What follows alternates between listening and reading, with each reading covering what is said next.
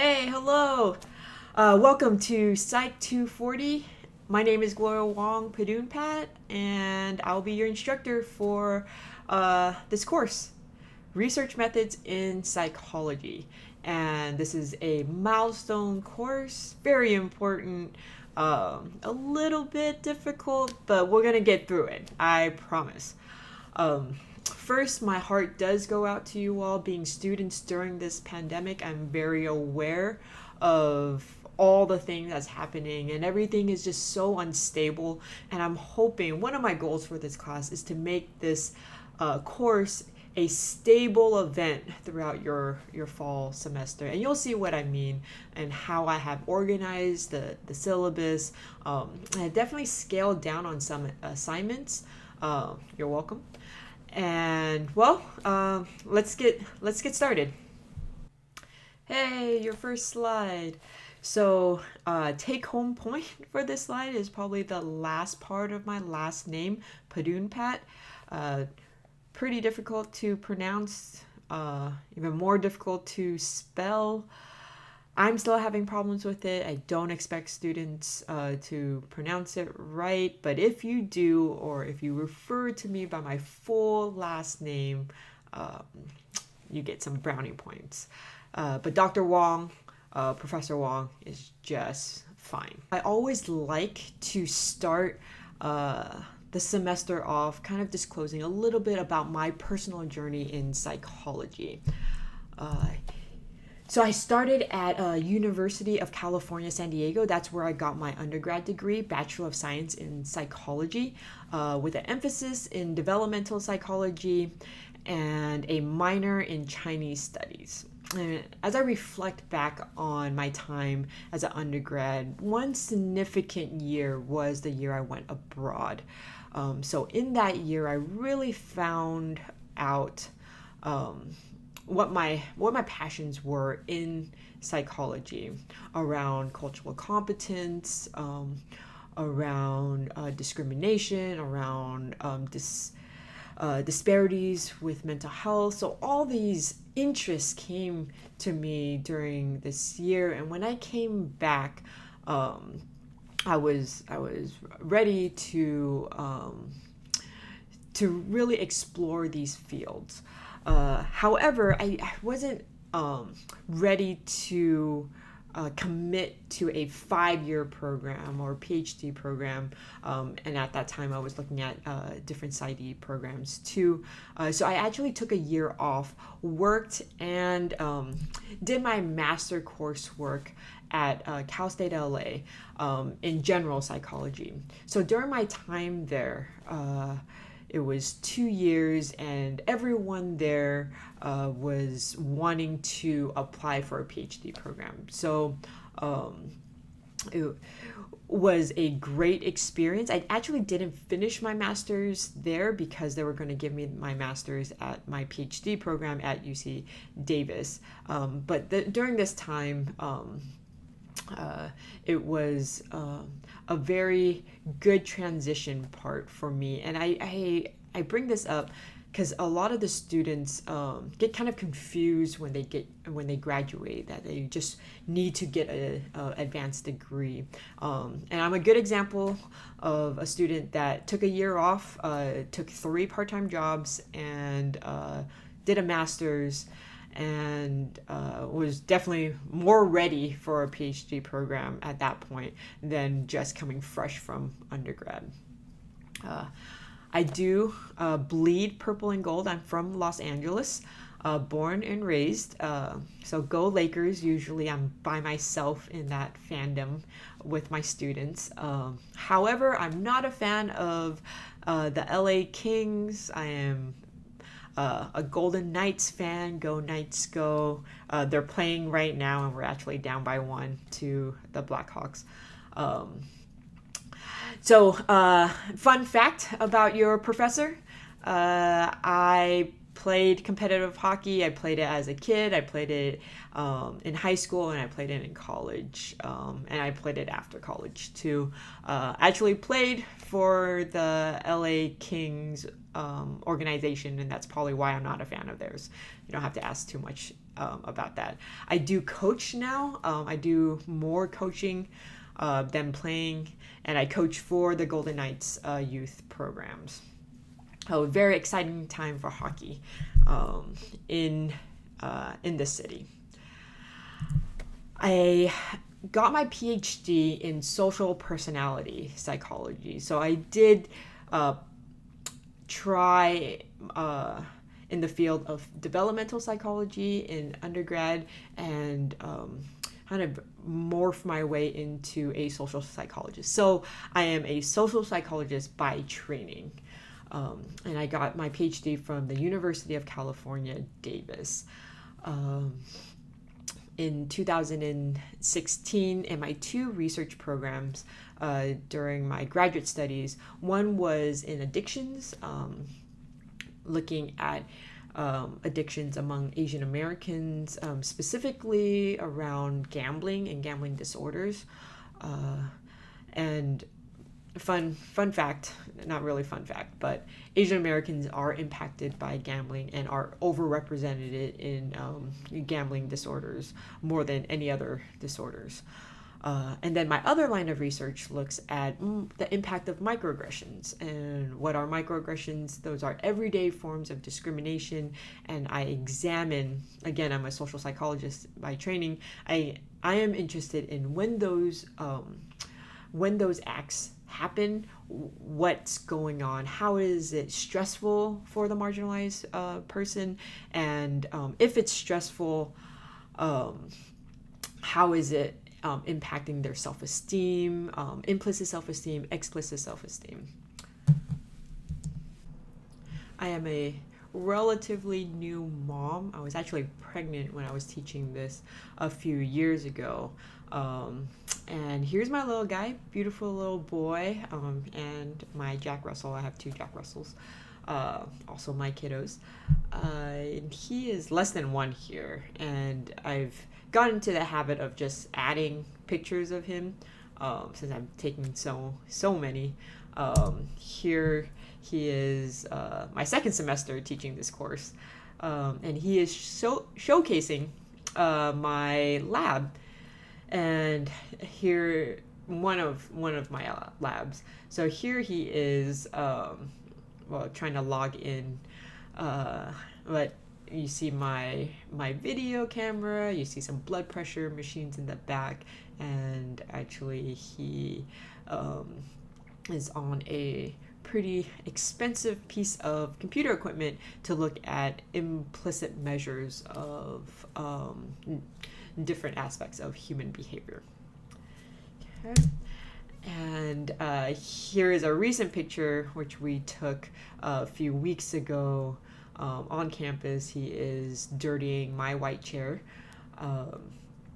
and it's only a few weeks ago, so the campus, I didn't know if the campus was necessarily closed, but we definitely had our masks. Well, I had my masks on. And he is growing like a weed. So my project, I consider myself an interdisciplinary scholar, kind of incorporating cultural studies, ethnic studies, American studies into my training as a psychologist. So I'm a psychologist, social psychologist by training, but I do identify as an interdisciplinary scholar, which means that I borrow things from other fields to inform my work in psychology. And I'm a stress researcher. If you look at my line of research with addictions and my line of research with discrimination, microaggressions, the common thread is looking at the life stressors and how humans can, what are stressors for humans and different types of humans, and how we can overcome these stressors. And there's different pathways to combat stress. I work a lot with undergrads like yourselves I used to work more with them. Now I have graduate students who kind of take on the bulk of the work. Here are some of my past graduates, undergrads who are graduate students now. Some are, I'm looking at them right now. Some are in medical school, some are finishing their PhD programs, some found their way into business, all shining stars. And why I show this is also one of the aspects of psychology is research, and to separate yourself from other applicants for an advanced degree is to obtain research experience. So there's a lot of research experience available to you. And I'm kind of hesitant right now just because of the pandemic, and I know that there has been more limits on research overall. So there used to be a lot of opportunities, and hopefully there's more opportunities as we go and we bring more of our research virtually. So in my lab, I do more in-person social psych studies. So I'm trying right now to build a research program online, and how we can examine microaggressions virtually. So let's get into the syllabus. I love memes, and I put this up one time, and there was no one who laughed. I thought it was funny. I put it up as a kind of a graduate student teeing for a class. And I realized that the meme speaks to one perspective. So it speaks to the perspective of the TA or the instructor. And then here's another one. What if I told you the information you seek is in the syllabus? So why I put this is that the syllabus is pretty important. Instructors spend a lot of time during their summer, during their prep hours, thinking about the syllabus. So definitely take a look at it. And again, I've scaled a lot of the assignments back, and it should be very consistent. Every week we're gonna go through a chapter, go through that material. Then on Monday you're going to be tested, quizzed on it, and every 6-7 weeks we're going to have an exam. So let's get into the syllabus. All right, here's your syllabus. You can find this on Canvas under the syllabus tab. Again, you're here for research methods in psychology, Psych 240. There's no lecture location. My office hours is going to be over Zoom on Wednesdays from 12:30 to 2 p.m. And here's the link. And if you want some one-on-one time, please email me prior so I can allot the time to you. But if you just want to stop on by, I'm going to spend that hour and a half going over the material, especially for students that need to clarify some of the concepts. Again, if you want to have more one-on-one time to ask about grad school or something specific about your own project, or has questions about the degree, please email me prior so I can allot that personal time to you. Here's my email, gloria.wong@unlv. You do have 2 teaching assistants. The lead assistant is Anthony King, Tony. He goes by Tony King, my graduate student. And he will be overseeing Canvas and your quizzes, your scores, the exam. So if you have questions about Canvas, some technical problems, you can email us both. CC me, email us both, because he will also be the point person for any kind of technical issues that arise on Canvas. You do have a required text. I did take out other required texts. You're only required the main textbook Research Methods in Psychology, Evaluating a World of Information, 3rd edition. You do need the access code, and I have students already emailing me asking whether or not that's required for this semester, given that it's just so focused on the textbook, and the textbook has a lot of great learning resources. The access code is needed and required for this course. There's more information on Canvas under the Welcome tab of how you can obtain the access code if you are using a used book. All the information is there. There's a video of how to do the inquisitive quizzes. So a lot of great information from the company to tell you all about how to get started. If you have any further questions or your access code doesn't work, please let me know, email me, and then we can figure something out. The textbook is also going to be on reserve at the library, and I know that the library is doing a virtual reserve deal. So if you don't want to purchase the book and you want to reserve it through the library, it would be good to contact the library. They have the information. The more information I get, I'll let you all know. Right now, I know that they're just trying to get an ebook copy for my students. Okay, here's the format. I'm not going to read through it.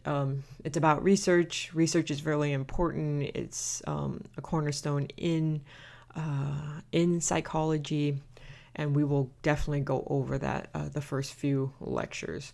Let's jump right into the course requirements. So you're going to have 2 sets of quizzes, one being chapter quizzes, and that's going to be 15% of your grade.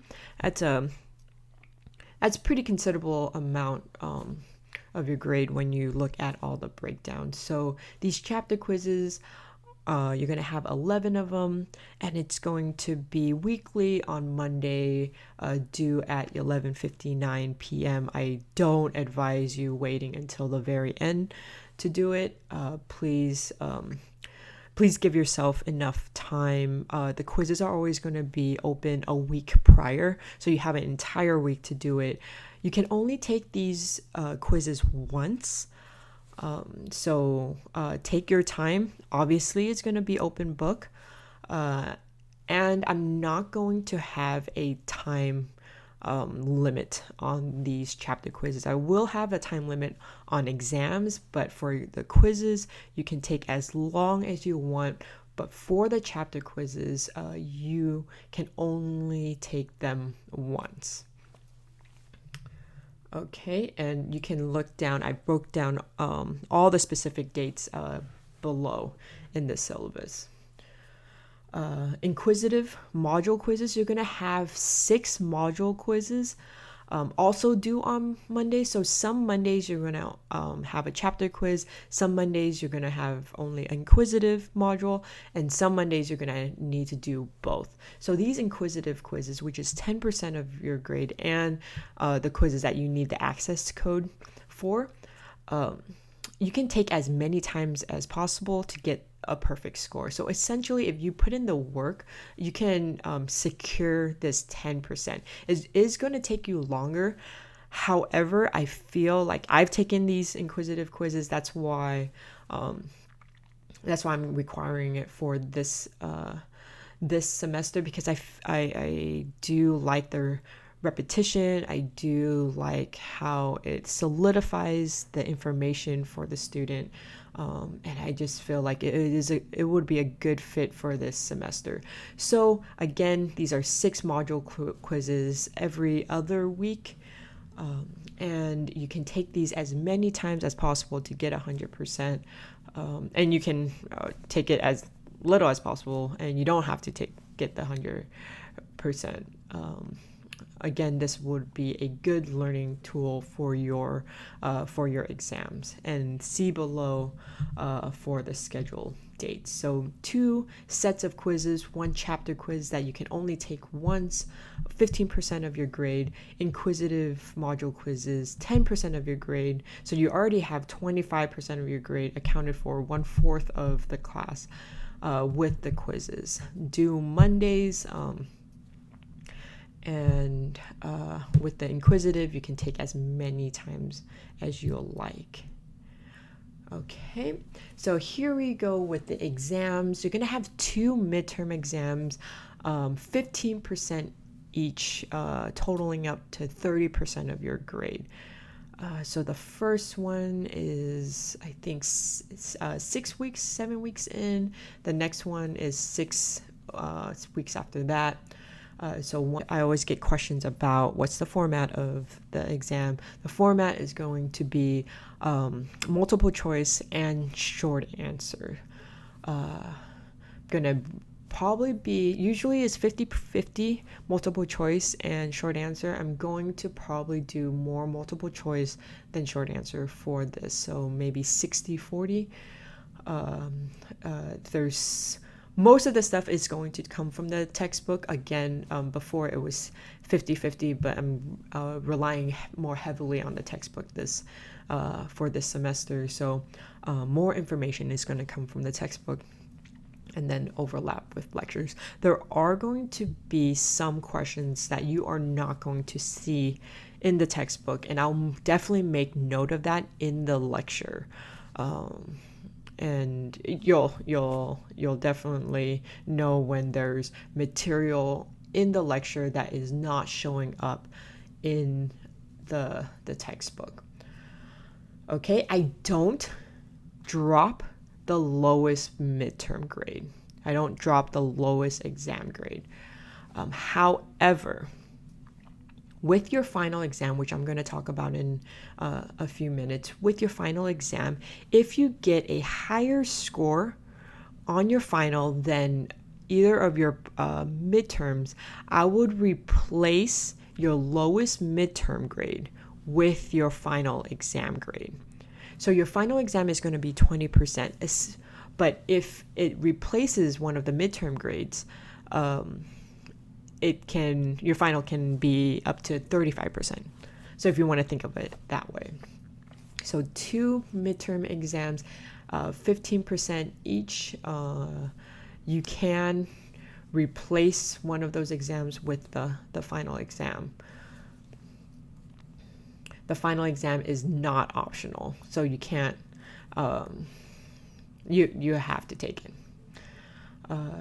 And let me go through the review paper first. I'm definitely going to have a whole folder for you to give instructions about the review paper. It's not going to be a research paper or a 30-page research paper. This semester, I'm going to have you all pick an empirical article. So empirical study in psychology, hopefully something that you're very interested in, and then have you use the material that you learned from the class to evaluate and interrogate the empirical study that you chose, and to critique it. So I'm going to have some models for you. I'm going to list out exactly what I'm looking for in that 5-page review paper. This is another assignment that I definitely scaled down. It used to be a 30-page paper that you wrote with a group. Now it's scaled to just you're gonna write it yourself. Just a 5-page paper, and you're not generating any new information. You're interrogating and critiquing a study. And by the end of this course, that should come easy to you. That's one of my main goals, is that after this course, you'll be able to talk about validities and talk about reliabilities and read research with a very critical lens that is coming more and more naturally to you through learning about this material. So that's the review paper. It's a big chunk, 25%. So I'm going to have, there's not going to be a rough draft necessarily due, but I'm going to have some due dates if you want to send in a draft to review for either Tony to review or myself. We will provide that labor, but it's not going to be required. If you want to just have a cold submission, that's fine too. If you submit earlier and I'm able to provide more feedback to you and then you address that feedback, it's going to be hard for me to mark you down if you address the feedback that I provided. So something to think about in terms of managing your time with the review paper and letting us see drafts. Okay, so final exam, again, it's not optional, and it's going to be cumulative, which means that all 11 chapters are going to be on it with an emphasis on the last few chapters after exam 2. So chapter 10 and 12 is going to have more questions on there, but it's going to be all inclusive. Nothing new from the earlier chapters with midterm 1 and midterm 2. That information is going to be in the final exam. It's obviously, again, open book. You'll have a time limit on there. If you do well on this final, you can replace one of your midterm scores. With the exams, I'm going to open it up on Friday, and once you start it, you can take it anytime during Friday. Once you start it, you're going to have either 90 minutes for the midterms or 2 hours for the final exam. So there is a time limit, but you can take it anytime during the day. Again, I don't advise you waiting till 11 o'clock to take it. Give yourself enough time. Okay, so here is week by week the breakdown, and if you kind of just look at how it's broken down, you will notice that each week I'm going to cover a chapter, and each Monday you're going to do one of the quizzes, and these due dates have been set up for you on Canvas, so you also have some reminders and notifications on Canvas. I know it's pretty difficult just to keep up with all the kind of remote learning, so I am very aware of that. So that's why I really emphasize more consistency for this class. If you put in the time, if you get into the rhythm of it, I feel like it's going to be a lot easier. But if you feel like you're getting overloaded, please reach out earlier than later. So the first week, which is this week, you're going to be listening to this lecture, the welcome lecture, and also the first lecture on theory data cycle, and then chapter 1 material. So this week you're going to be reading chapter 1, and then starting next Monday, the chapter 1 quiz is due, and that is the quiz that you can take as long as you want on it. However, you can only take it once, and then week 2 we're chapter 2. You're going to read it, and then you're going to have both inquisitive quiz due and chapter 2 quiz. So the quizzes are going to be open a week prior. So you have the 7 days to do the quiz. You can leave it till Monday. Don't leave it till the end of Monday. Or you can tackle it over the weekend or throughout the week.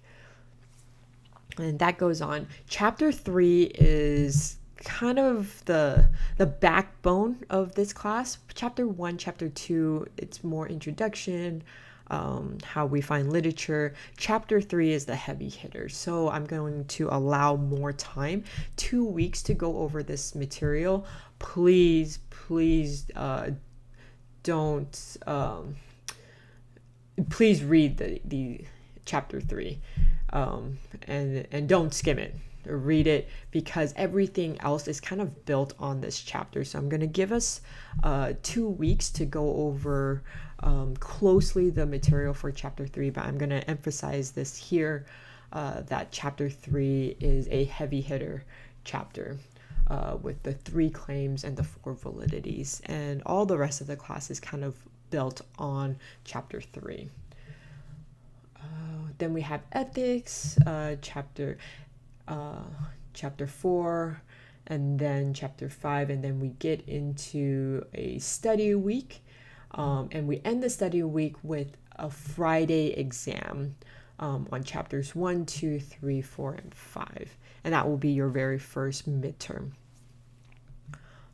which will probably turn around really quickly in terms of the grading, and then we get right into the next series. So starting with chapter 6, Monday quiz, chapter 7, Monday quiz, and bivariate correlations, longitudinal regression. We get more into the math, quote unquote math area of research methods.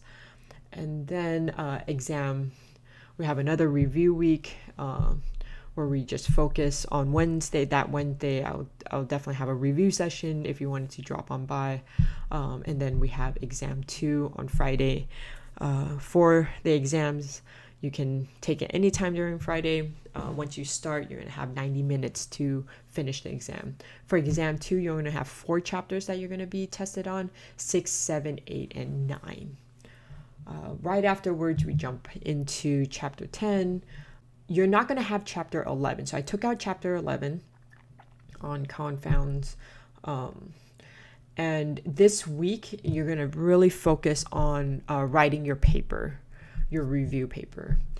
And then get into lecture 11 with chapter 12 with factorial designs. And then we're going to have study week. And then you're going to have your final exam 1 through 12, except for 11, and with the emphasis on chapter 10 and 12. And so that's the course. Here's the breakdown. Chapter quizzes, you have 15% inquisitive, 10%, 2 midterms, all with 30%, final exam 20%, and a review paper 25%. And here's the grading cutoffs. I don't round up. However, if I see that you are very engaged in the class, you're checking online frequently, you're checking in with me frequently, at the very end, it will be easier for me to be a little bit more lenient if you're on kind of the middle of A minus or an A. We don't give out A pluses. We don't recognize A pluses on transcripts. However, I do. So if you obtain an A plus during this semester in the pandemic, that's very impressive. And I will guarantee a letter of recommendation for those A plus students. You can also ask for a letter of recommendation if you get any other grades, but I won't guarantee it. However, if you get it a near perfect score, you score in the top 2% of my class, that is worth spending and investing in you in terms of a letter of recommendation. So that's how I can validate and affirm for an A plus in this class. So that's the syllabus. Usually I ask if there's any questions If you do have questions, please feel free to either email me or come to office hours. A message from Big Snoop Deal Double G to all the university students. Yo, syllabus. You gotta do it. You gotta read it. Man, I'm telling you, the more you know, the further you go.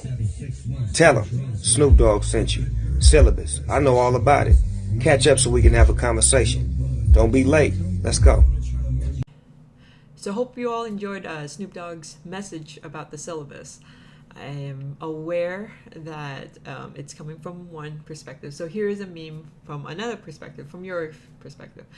I was excited for this class, but then I read the syllabus. Ha ha ha ha ha. So that's a perspective of the students.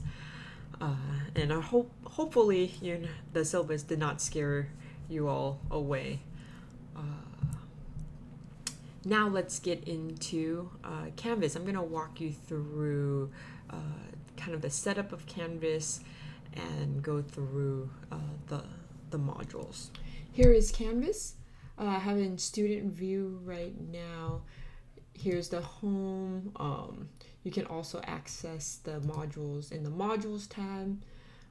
Each tab, you're going to begin with a page, and I'm going to have the videos within the page, and it's going to outline that week of material. So the first week you're going to go into Welcome to Research Methods and also week 1, and then you're going to click the outline, and then it'll outline the objectives for that week. And also you'll be able to have a link into the lecture in there.